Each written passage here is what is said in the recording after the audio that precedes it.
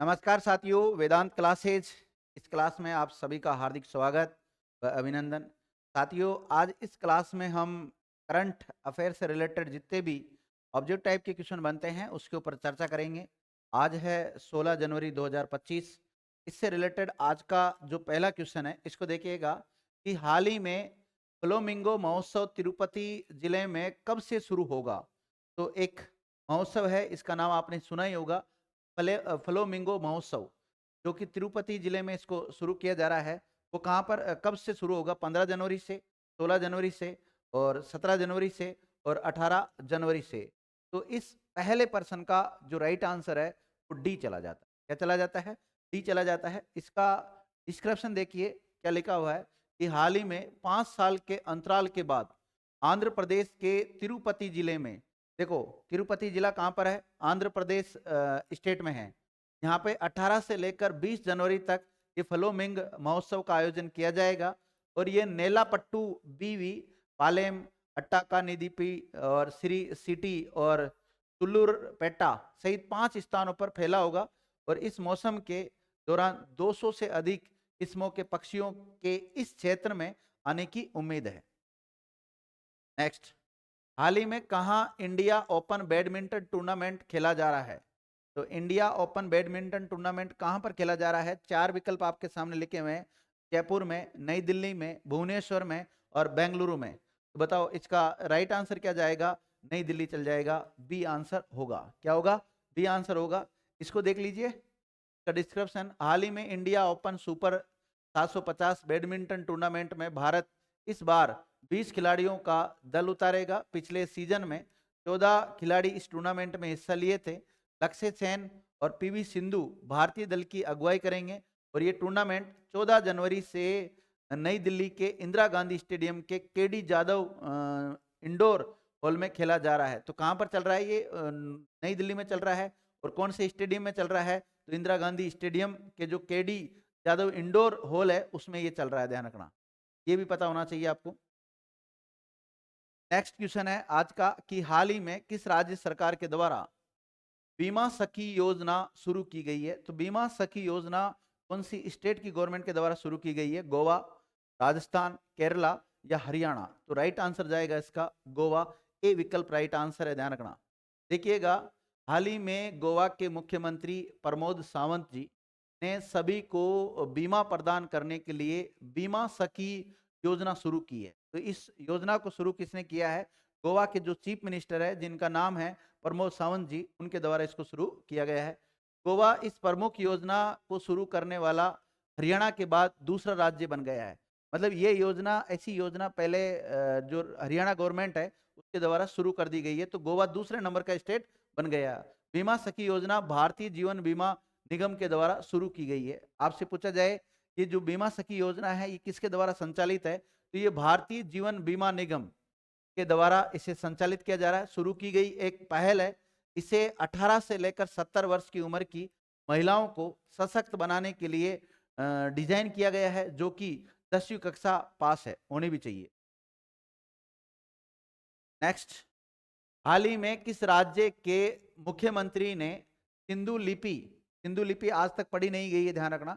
आपने जब प्राचीन भारत का इतिहास पढ़ते हैं तो उसमें प्रागैतिहासिक काल के तुरंत बाद में सिंधु घाटी सभ्यता के बारे में आपने सुना होगा। सिंधु घाटी सभ्यता के जो लोग थे उन्होंने जो लिपि लिखना उनको आता था, लिखा उन्होंने कुछ न कुछ भावात्मक या चित्र शैली में उसको लिखा है, लेकिन आज तक किसी भी विद्वान या विदुषी ने उसको नहीं पढ़ा है। तो अभी उसके बारे में कुछ प्रावधान किए गए हैं। वो क्या किए गए हैं?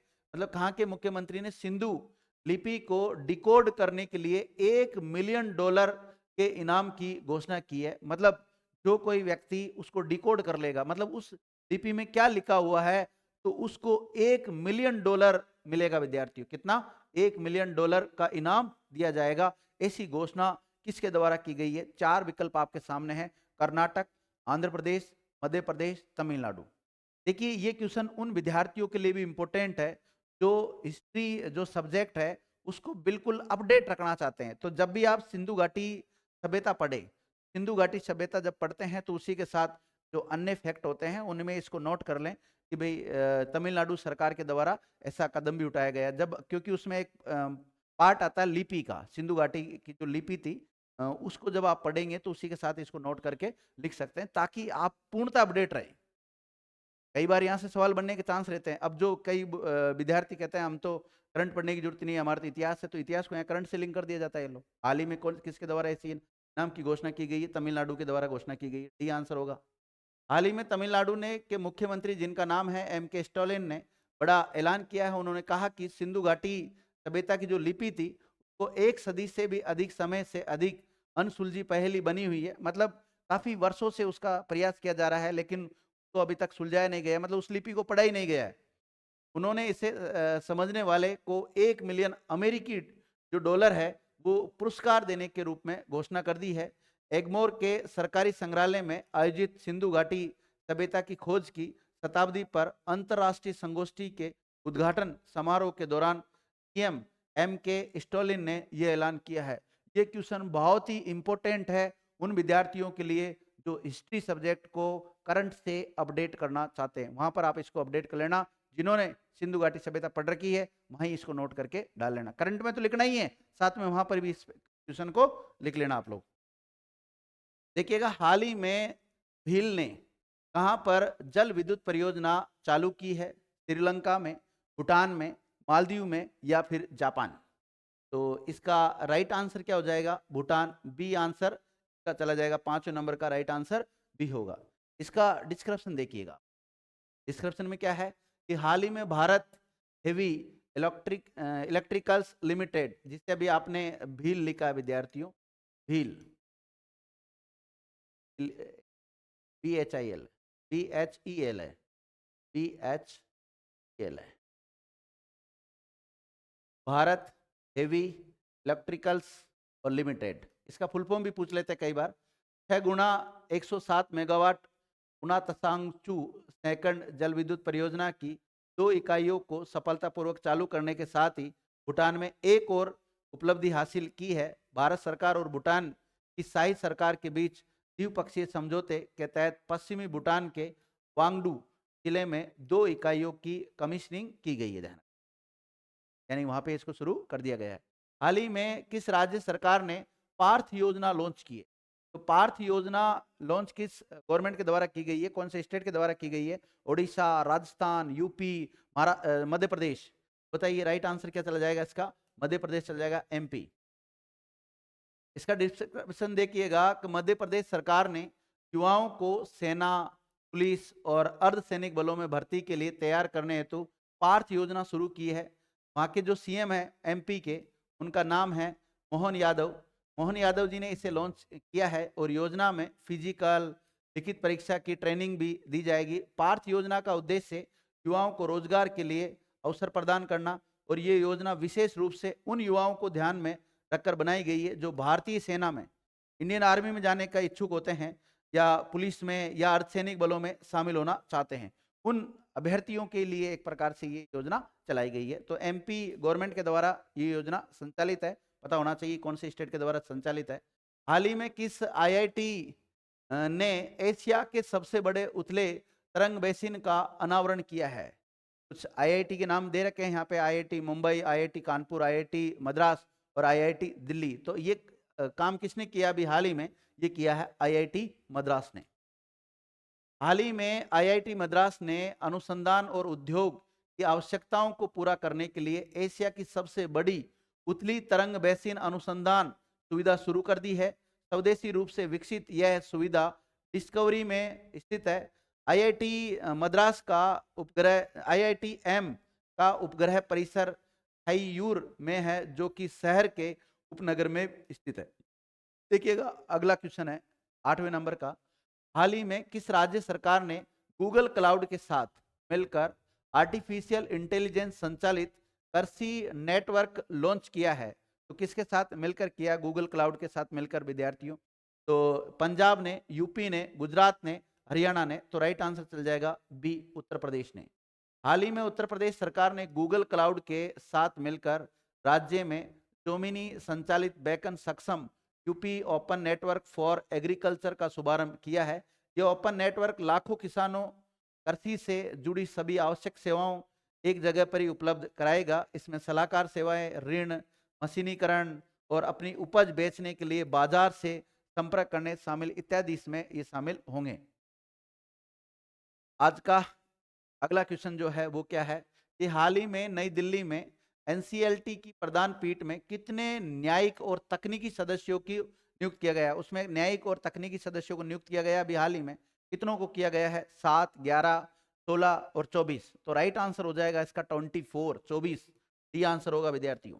देखिएगा डिस्क्रिप्शन, हाल ही में नई दिल्ली में एनसीएलटी की प्रधान पीठ में 24 न्यायिक और तकनीकी सदस्यों को नियुक्त किया गया है। कारपोरेट मामलों के मंत्रालयों ने उनकी नियुक्ति की घोषणा की है। 24 सदस्यों में से 11 सदस्य न्यायिक सदस्य होंगे और जो 13 सदस्य हैं वो होंगे विद्यार्थियों तकनीकी सदस्य। 11 न्यायिक सदस्य, 13 टेक्निक सदस्य होंगे और वे 5 साल का कार्यकाल होगा और इनकी 65 वर्ष की आयु तक जो भी पहले हो तक ये अपनी सेवा पर बने रहेंगे। यानी कि इनका जो कार्यकाल है वो कितना है? 5 वर्ष है, 5 वर्ष है। या फिर इनकी एज 65 वर्ष की हो जाए तो अगर पहले भी 5 वर्ष से पहले भी इनको सेवानिवृत्त किया जाएगा, ध्यान रखना, सेवानिवृत्त हो जाएंगे। आज का अंतिम क्वेश्चन, हाल ही में प्रेसिडेंशियल मेडल ऑफ फ्रीडम जीतने वाले पहले पुरुष फुटबॉलर कौन बन गए हैं? उस फुटबॉलर का नाम आपको बताना है। लियोनेस मेसी और मेगन रापिनो, और दोनों लियोनेस, मेगन और रापिनो दोनों, या इनमें से कोई नहीं। तो राइट आंसर चल जाएगा इसका ए। राइट आंसर क्या जाएगा? ए, लियोनेस मेसी। हाल ही में लियोनेस मेसी को संयुक्त राज्य अमेरिका के सर्वोच्च नागरिक सम्मान जिसका नाम है प्रेसिडेंशियल मेडल ऑफ फ्रीडम से सम्मानित किया गया है और ये पदक उन व्यक्तियों को प्रदान किया जाता है जिन्होंने संयुक्त राज्य अमेरिका की समृद्धि, मूल्यों, सुरक्षा, विश्व शांति और अन्य महत्वपूर्ण समाज में योगदान दिया है। और ये मैगन रोपिना के बाद प्रेसिडेंशियल मेडल जीतने वाले दूसरे खिलाड़ी बन गए हैं। विद्यार्थियों इनका नाम याद रखना आपको, लियोनेस मेसी। और इसी के साथ आज की करंट यहीं क्या हो जाती है? ऑफ हो जाती है। इतने ही थे विद्यार्थी क्वेश्चन, लेकिन एक इंपॉर्टेंट सूचना यह है, वेदांत क्लासेस अजमेर का जो एप्लीकेशन है उस पर तमाम भर्तियों के कोर्स लॉन्च कर दिए गए हैं। जो भी विद्यार्थी जिसकी तैयारी करना चाहता है वहां जाकर उस बैच को ज्वाइन कर सकता है। फ्री जो कंटेंट अपलोड कर रखा है उसका फ़ायदा आप उठा सकते हैं। जो भी एमसीक्यू प्रैक्टिस करना चाहते हैं, फ्री में जो भी आप लेना चाहते हैं वो भी आपको यहाँ पर उपलब्ध हो जाएगा। साथ ही में जो सब इंस्पेक्टर की तैयारी करना चाहते हैं उन विद्यार्थियों के लिए भी सुपर 60 नाम से बैच हमने स्टार्ट किया है। नॉन गारंटेड, गारंटेड दोनों टाइप के बैच स्टार्ट है। साथ ही में आरएस फाउंडेशन बैच भी वेदांत क्लासेज में संचालित है। मैं इंग्लिश मीडियम और इंग्लिश मीडियम और हिंदी मीडियम दोनों मीडियम के संचालित है। जो भी चाहे विद्यार्थी ज्वाइन हो सकते हैं। एक बार डेमो लेकर देख सकते हैं किस लेवल पर वेदांत क्लासेज में ऑफलाइन पढ़ाया जाता है। थैंक यू मित्रों।